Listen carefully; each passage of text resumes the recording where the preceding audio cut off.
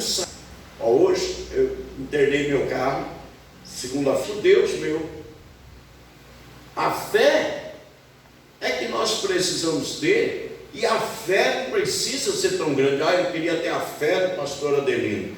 Que tamanho você acha que é a minha fé? Jesus disse: olha, se você tiver fé do tamanho de um grão de mostarda, na hora que você tiver com uma caneta na mão, faz uma pintinha assim com o bico da caneta no teu dedo. É um grão de mostarda. Jesus disse: olha, se tiver fé com um grão de mostarda, já direis a este monte: ergue-te daqui, planta-te no mar, e ele vai. Então o que nós precisamos? Não adianta eu abrir a minha boca e falar: ai meu Deus, o que vai ser agora? Oh Jesus, não! Em nome de Jesus, Deus já supriu minhas necessidades. O Senhor é bom, é uma fortaleza no dia da angústia. E quando você não está angustiado, nem de Deus você lembra. Você lembra de Deus na hora da angústia. Então a gente tem que ter disciplina. Ter disciplina para tudo. E eu quero mexer com a tua fé. Tudo isso que eu estou falando é porque também eu não vou comentar o texto inteiro, mas eu tenho que mexer com a tua fé. Você tem que ter uma ordem, e vocês vão ver isso na vida desse homem. E aqui algumas coisas, algumas palavras que eu quero mastigar junto com vocês. Olha o versículo 1. E havia em Cesareia um varão, ou seja, um homem, por nome de Cornélio, centurião da corte chamada romana. Esse homem, ele era um chefe, por isso que é centurião, de 100 soldados de Roma. E o nome Cornélio significa duradouro, estável. Tanto é verdade que o Cornélio já foi para a eternidade há quantos anos? O livro de Atos foi escrito há...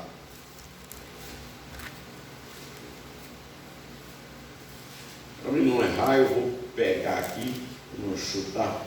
O livro de Atos, ele foi escrito há mais ou menos, não é mais ou menos, mais ou menos, cerca, pode ser um pouco, um ano antes, 2 anos antes, ou 2 anos depois, 63 anos depois que Jesus foi para a cruz, para a sepultura e ressuscitou, 63 anos depois foi escrito o livro de Atos. Então Cornélio é um camarada que viveu próximo do tempo que Jesus morreu. E olha, o nome Cornélio significa duradouro, estável. Até hoje nós temos referência do Cornélio, falamos sobre ele, estudamos a vida dele. É um homem que marcou a história por causa da sua fé. Você pode marcar a história da sua família, você pode marcar a história da sua casa, a sua vida pode mudar. E se você tiver uma atitude parecida com a desse homem, olha só, vou ver aqui o significado do nome Cornélio. É um nome de origem incerta, não tem uma certeza, através do latim Cornelius, que possivelmente deriva de cornu, que quer dizer corno, chifre. O corno ou chifre é o símbolo primitivo de força, autoridade, elevação, e por isso é atribuído o significado duradouro e estável. Por que é atribuído o nome, o significado de duradouro e estável? Porque corno ou chifre é um símbolo primitivo de força, autoridade e elevação. Você pode ver, um boi que tem chifre, o bicho é violento. As pessoas que usam esse nome chifre, corno, no sentido pejorativo, mas no tempo da Bíblia você vai estudando, você vai vendo sobre isso. As pontas do altar eram chamadas de corno. Por quê? Era o lugar da força, do poder. Se um camarada fizesse alguma coisa e ele conseguisse, tirasse a vida de alguém, e ele conseguisse correr e se agarrar nas pontas do altar, ele podia receber perdão, e enquanto ele estivesse ali também, ninguém mataria ele. hoje se fala de chifre, de corno, no sentido pejorativo, maligno. Até se falar e não explicar, as pessoas já pensam para o lado errado, porque a mente do ser humano é assim, caída, perversa, né? Mas esse nome tem um significado de autoridade, um significado de peso, de força. Esse é o Cornélio, é esse camarada que Deus olha para a vida dele, se agrada dele e decide mudar a história dele. Deus quer mudar a sua história, amém? Aleluia. Deus tem olhado para a sua vida, amém? Amém. Sabe por que Ele tem olhado para você? Porque você, eu creio que você já aceitou Jesus, já é batizado, você está seguindo a Cristo. Então um dia o Senhor te chamou, diz a palavra de Deus, das trevas para a sua maravilhosa luz. Você foi chamado por Deus, você foi escolhido por Deus. O Senhor escolheu você como habitação dele, como templo do Espírito Santo, como casa, morada de Deus. E agora você tem em você a força, a autoridade. Você pode ser uma pessoa para mudar história. Agora, não depende do pastor Adelino. Minha função é ensinar, Sérgio. Mas às vezes a gente fica tão confortável, né? Principalmente quando a gente tem emprego e tem salário. Quando a gente não tem emprego, não tem salário, a gente jejua, corre atrás, ora, levanta de madrugada, batalha, não, porque está ferrado, está precisando de socorro. Mas quando a gente tem uma estabilidade, a gente leva a vida em banho-maria, entende? Agora olha só, havia em Cesareia, que era a cidade, um homem por nome Cornélio, centurião da corte chamada romana. Ou seja, ele era um comandante de 100 soldados de Roma. Corte vinha do reinado, né, romano. Então ele era um homem que cuidava de um pelotão de 100 soldados. Agora, o que a Bíblia fala desse homem, no versículo 2, vamos devagar aí. Ele era um homem o quê? Piedoso, temente a Deus, com toda a sua casa, ao qual fazia muitas esmolas ao povo, e de contínuo orava a Deus. Escuta isso. O que significa piedoso? Pensei que a menina ia falar aqui. O que significa piedoso? Aqui está a definição de piedoso, que revela ou tem piedade. Então, primeira coisa, nós vamos olhar para nós somos uma pessoa piedosa, nós somos piedosos. Vocês vão entender a atitude de um homem piedoso, porque às vezes nós temos piedade de nós mesmos, da nossa família, das coisas pertinente a nós, mas com os outros nós não estamos nem aí. Eu, toda vida, toda moeda que eu ganho de troco eu ponho dentro do carro. Todo sinaleiro que eu paro, que vem alguém me pedir, eu abro o vidro e dou uma moeda. Toda vida. E eu sei que as pessoas não gostam, quem está atrás olha, recrimina você porque você faz isso. As pessoas têm a mania de dizer que você não pode dar dinheiro no sinaleiro. Eu já vi gente que fez a conta que se o cara pedir para 100 pessoas e durante o dia ele ganhasse 100 moedinhas de 25 centavos, no final do dia ele tem X reais. Eu já vi um monte dessas baboseiras. Só que eu sempre tive em mente o seguinte: a Bíblia diz que a alma generosa, ela prospera. A alma generosa, ela prospera. Então eu sempre agi com generosidade com aquele miserável que está ali. Pastor, mas se ele estiver te enganando? Não, eu não estou preocupado com isso. A Bíblia fala assim: não atropeles da tua porta o aflito. Ele não está na minha porta, mas está na janela do meu carro. É muito fácil para mim dizer assim: não, eu não tenho nada. E o diabo vai aplaudir. Aí, crente sem vergonha, mentiroso, você podia dar uma moeda para ele. Mas eu prefiro mentir do que ser piedoso, generoso. Ah, mas e se ele for comprar droga? O problema é dele. Eu fiz a minha parte aos olhos de Deus. E aí, queridos, olha bem. Um dia eu estava assistindo uma mensagem do pastor Luiz Hermínio e sempre pensei nisso. Cada vez que eu dava uma moeda, sempre pensando nessas coisas. Mas eu continuei e eu faço isso há muitos anos. E um dia eu assisti uma mensagem do pastor Luiz Hermínio, ele disse assim que parou num sinaleiro e deu um dinheiro para a pessoa que veio lá pedir, parou no outro sinaleiro, deu um outro dinheiro, e a filha dele, no terceiro sinaleiro, quando ele deu um dinheiro, ela falou: pai, tudo quanto é lugar o senhor vai dando dinheiro, as pessoas pedem, o senhor vai dando dinheiro. E ele disse: minha filha, o que você prefere? Ser minha filha ou ser filha daquela pessoa? Eu disse: lógico que eu prefiro ser tua filha. Você sabe por quê? Porque eu tenho dinheiro para mim, para você e para dar para ele. Você não quer ser filha dele porque ele não tem e ele precisa do socorro dos outros. Então, aí ele entrou nesses textos que eu estou falando para vocês, e aqui ele tirou assim, aquela coisa que eu tinha assim, de ficar até sendo olhado pelos outros, mas sempre pensei o seguinte: importa para mim agradar a Deus do que os olhos dos outros. O que os outros pensam de mim não importa. Importa que eu estou dentro da direção de Deus. E eu compreendi isso, irmão, sozinho. Então, quando eu fui descobrindo isso com Cornélio, eu fui também enchendo meu coração de alegria. Olha, o Cornélio é um cara piedoso. Aí vamos ver lá na frente o que é que esse Cornélio faz também. Temente a Deus. Temente a Deus. O que é uma pessoa temente a Deus? É uma pessoa que ela olha para a palavra e ela se submete à vontade de Deus, que é a palavra. Então, como que eu posso temer a Deus se eu não respeito a palavra? É a mesma coisa, mas junto ali. Se a mãe falar para ela: sai daí e vem sentar aqui, e ela for, ela temeu e respeitou a palavra da mãe. Se ela continuar aqui olhando para a mãe, né? Ela não deu nem moral, não respeitou e nem temeu a palavra da mãe. Usando aqui um exemplo bem bobinho.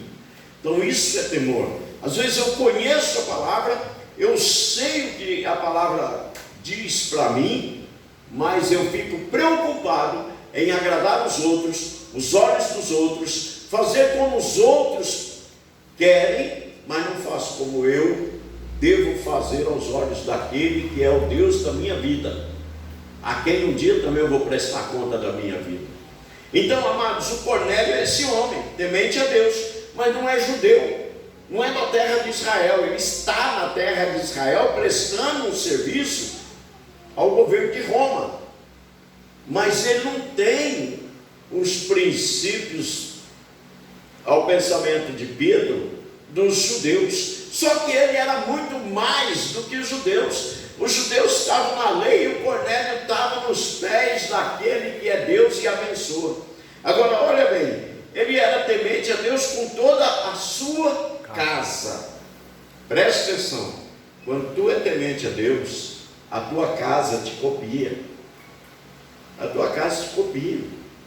Os teus filhos te copiam.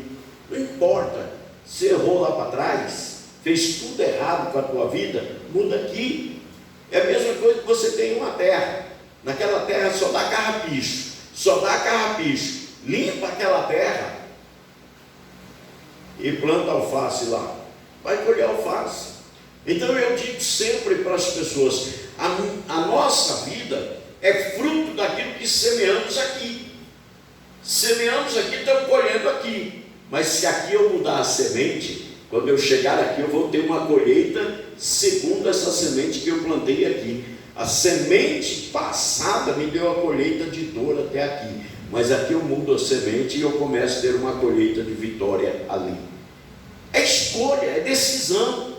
O que cada um de nós vamos fazer? E o Cornélio é esse camarada, e a família de Cornélio é uma família obediente, é uma família temente, é uma família que respeita a Deus, mas não era judeu, não viviam na lei, não praticava a lei conforme era esperado. Então, amados, nós precisamos pensar. Primeiro, nós precisamos ser parecidos com esse homem, porque esse homem tinha nele o caráter de Deus. Deus é piedoso, sim ou não? Deus tem piedade de você, sim ou não? Deus é misericordioso conosco, sim ou não? Então, é isso que nós precisamos pensar. O Cornélio, ele tinha a natureza de Deus. A piedade está no caráter de Deus, também estava no caráter de Cornélio. E nós somos piedosos. Quando alguém pisa no teu pé, qual é a tua reação? Quando alguém pisa no teu carro, qual é a tua reação? Quando alguém te cutuca, Quando alguém faz algo errado com você, eu comecei a entrar no socorro de uma família, emprestei cheque para fazer compra, cheque para pagar o documento do carro, cheque para pagar a compra de novo, e o filho ficou doente, e tratando do filho, e foi, caiu um cheque na minha conta, caiu outro cheque na minha conta, e isso, irmãos, 12, 13 anos, eu morava lá embaixo, e cada cheque era 500 e pouco, um 600 e pouco, outro 600 e pouco, outro. E aí começou, cai, já comeu o limite do banco, já fiquei estourado do banco, e eu não sabia, e morreu o menino. Estava tratando do filho, cuidando do filho, o filho tinha já problemas, e o menino acabou morrendo.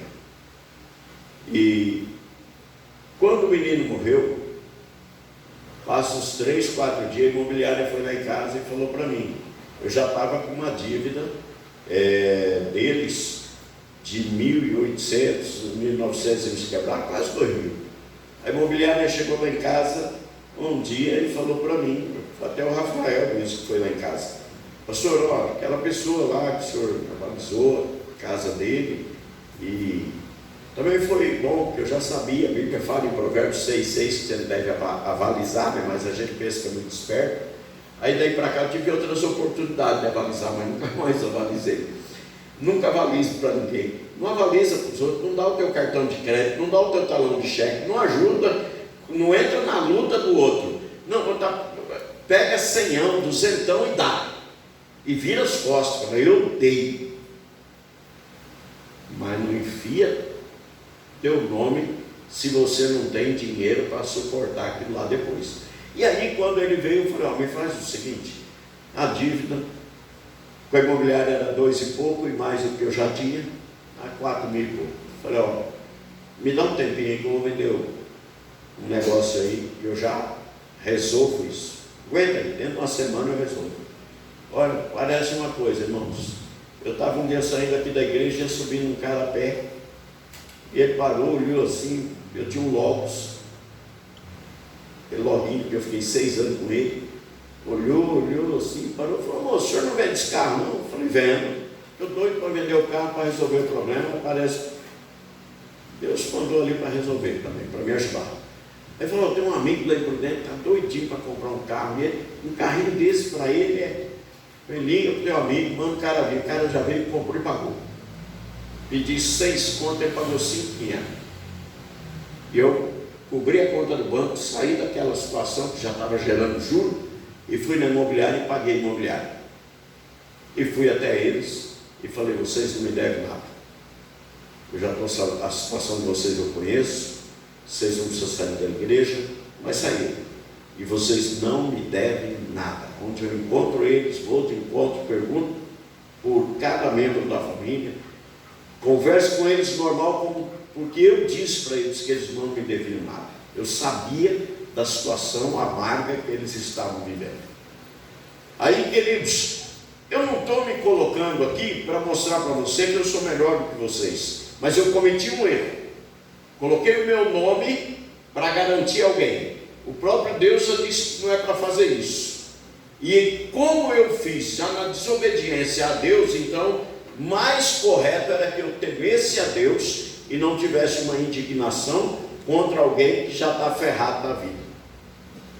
Vocês não sabem quem é, eu nem estou falando, não estou falando mal de ninguém, estou contando uma história que eu vivi.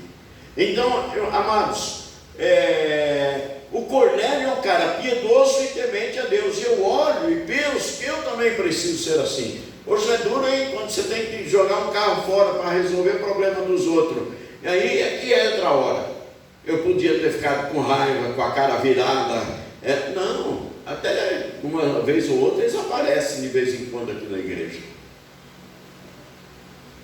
E aí, queridos, o Cornélio com toda a sua casa era temente a Deus. Hoje, graças a Deus, eu vejo meus filhos, a família, os netos, olha os meus netos, tudo servindo a Deus. Então, mas lá atrás, quem eu era antes da minha conversão?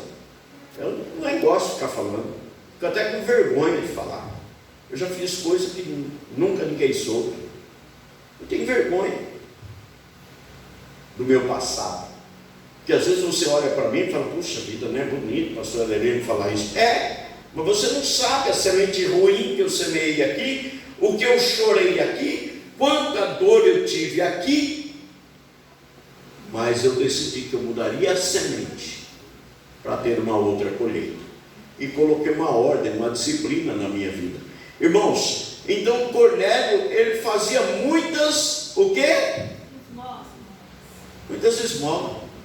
Olha só, um sujeito que socorria o aflito e o necessitado. Ele não dava as coisas dele, ele dava dentro da possibilidade. O Salmo 112 diz que o homem, para mim não errar eu vou lá. No Salmo 112, ele vai dizer assim, ó, deixa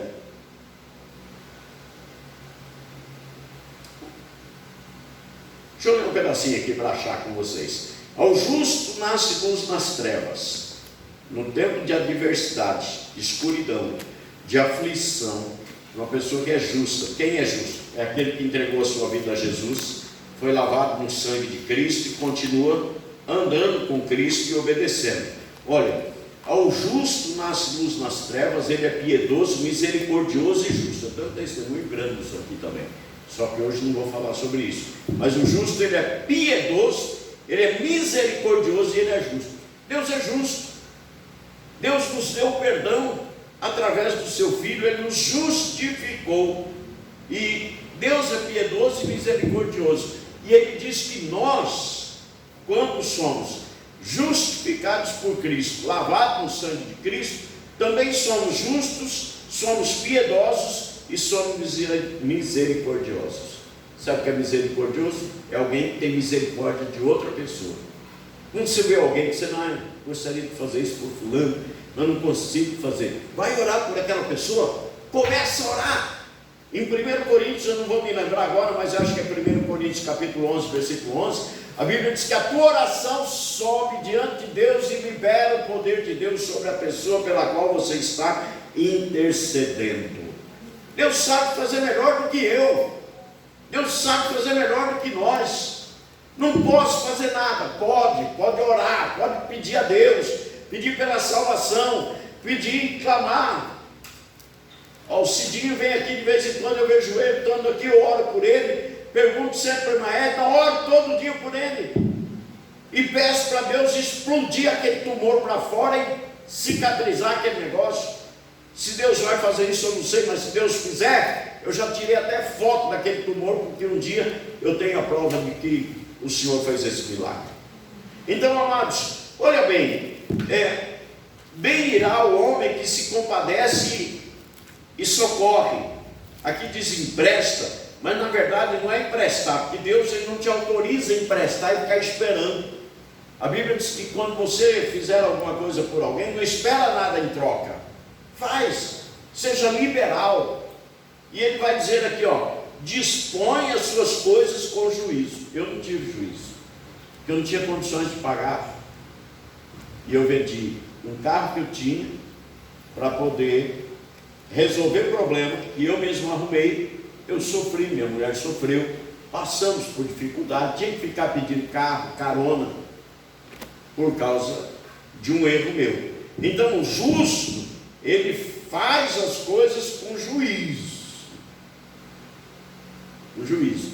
Um dia tinha uma irmã também aqui, há 20 anos atrás, veio aqui um dia chorando, pediu um cheque para fazer uma compra que não tinha comida para os 3 filhinhos. Ela vinha aqui na igreja também, não vou falar porque a Fábio conhece, a Fábio é desse tempo também.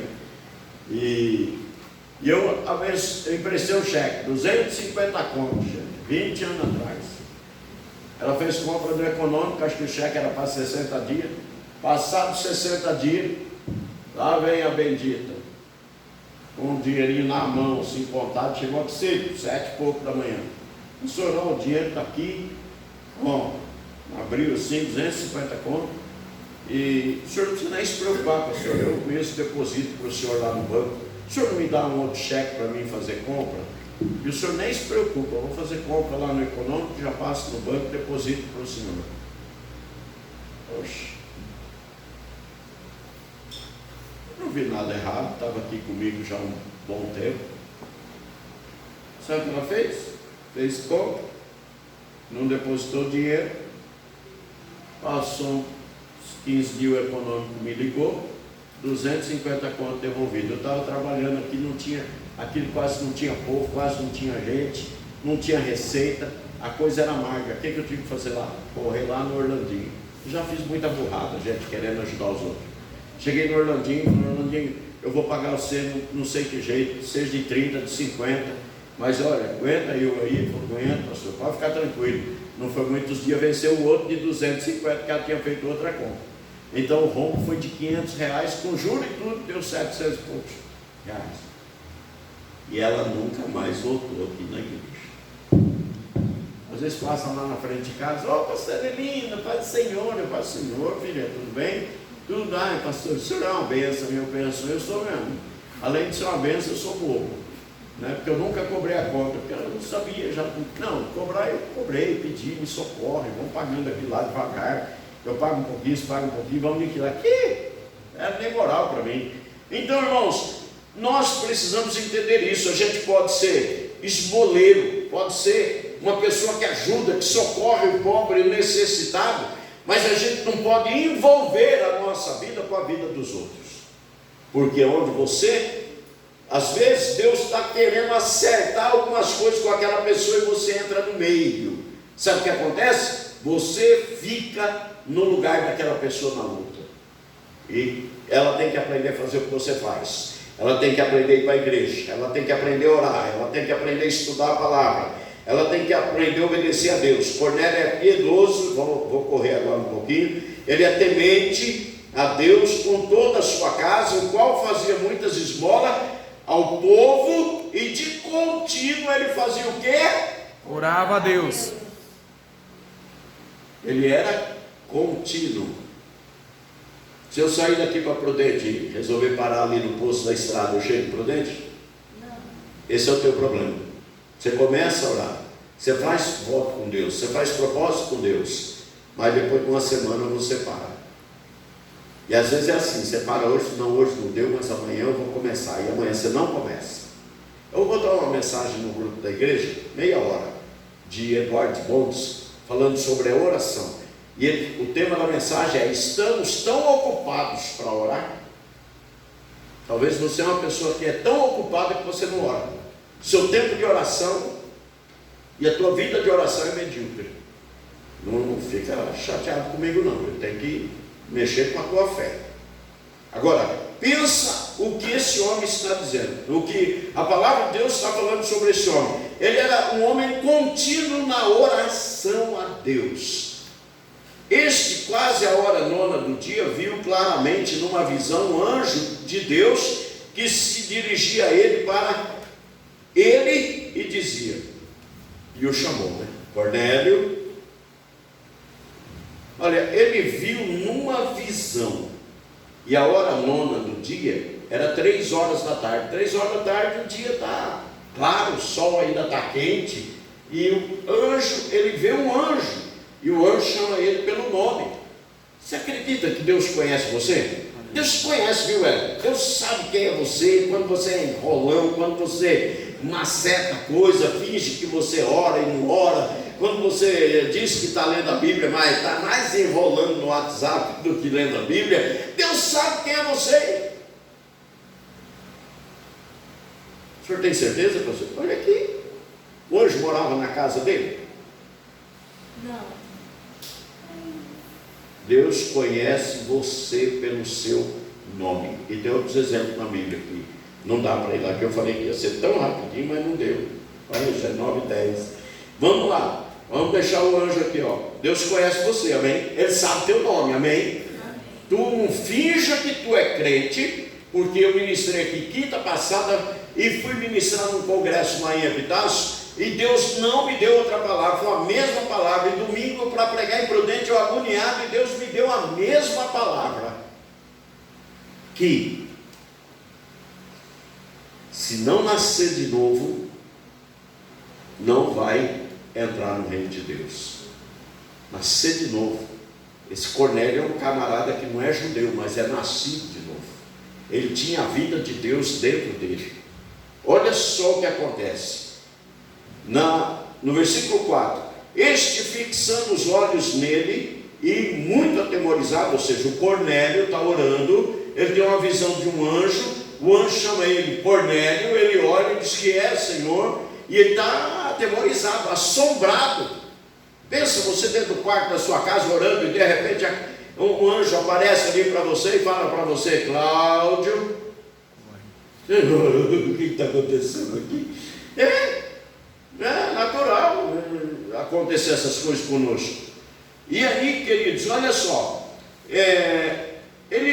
o Cornélio já responde: que é, Senhor?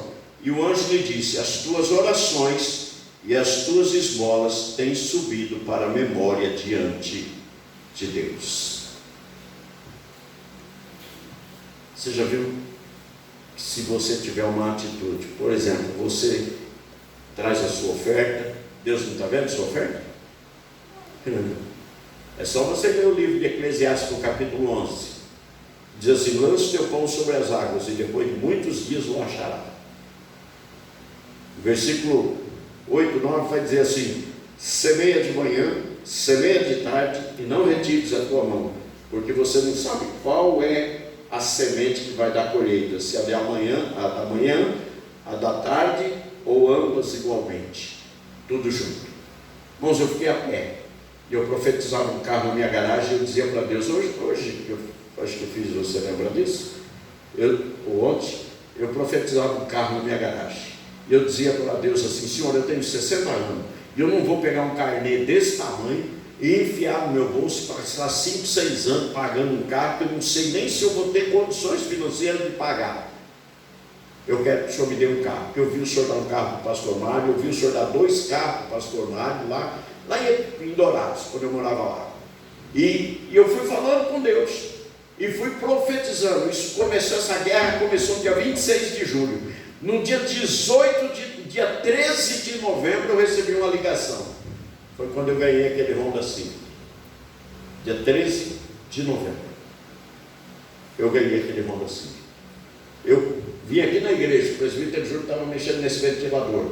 Quando eu contei para ele, ele desceu da escada e chorou aqui no pé da escada, porque eu não tinha condições, mas eu tinha confiança em Deus. Além de orando, eu declarava. Eu ia na minha garagem e profetizava um carro ali. E eu estava falando isso para a Noemi, que aqui acho que não tem ninguém, não sei se a Noemi, nós fomos lá num congresso em Martinópolis com a Manu de Kombi, e voltando, a pregação lá foi regente. A pregação foi a pastora Suzana, profetiza sobre os ossos secos, quando Deus fala com Ezequiel. E eu falei para a irmã Edna, no caminho, dentro da Kombi, no meio de 12, 10, 11 mulheres. Então está profetizando o carro na nossa garagem, que eu falo para você todo dia, eu estou profetizando. Irmãos, eu ganhei um carro. Deus fez um milagre na vida de uma pessoa que eu orei, e a pessoa me deu o carro. Então o que nós precisamos entender? As tuas orações e as tuas esmolas. Você pensa que Deus se esquece do que você faz? Deus não é injusto nem ingrato. Provérbios capítulo... eu não vou falar o capítulo. Provérbios tem um versículo que vai dizer assim: aquele que dá aos pobres empresta a Deus. Deus precisa de alguma coisa emprestada? Não. Deus precisa de alguma coisa nossa? Não. Fala para mim. Então, se você fizer alguma coisa para alguém que está numa condição abaixo da tua, o que você acha que Deus vai fazer? Ele vai te abençoar, porque você está socorrendo alguém que Ele ama, ainda que não seja filho dele, mas Ele criou. A Bíblia fala que nós éramos criatura, hoje nós somos filhos porque aceitamos a Cristo, mas a criação é obra de Deus. Deus criou o homem, Deus criou a mulher. Então, amados, o Cornélio, ele é um homem que dá esmola, e ele é um homem de contínuas orações. E quando o anjo chama ele, o anjo dá um recado para ele: as tuas esmolas e as tuas orações têm subido diante de Deus. E aí eu e você precisamos parar e pensar: a nossa vida, como que é? Como que é a nossa vida?